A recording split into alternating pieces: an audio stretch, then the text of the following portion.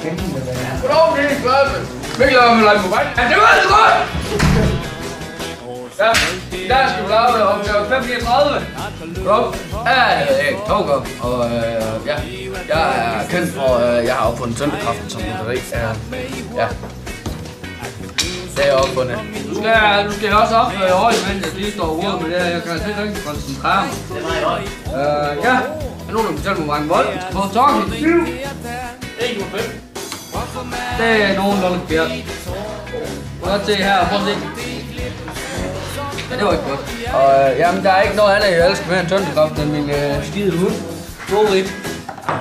Ja, som jeg går en tur med hver dag efter skole i mindst en time. Togger, han er sgu en flink fyr. Han råber tit af os, men efter skole, så til ekstraundervisning, så synes han, vi skulle sidde med. Jeg kan sgu også godt lide hans hund Dorit. Den er godt nok tyk, men den er sgu okay. Og så du skal have. Ej, det skal du ikke. Nej. Nu skal den her tysk. Nu går jeg til disse par tip. Nu skal jeg ikke tro, du skal komme til mig!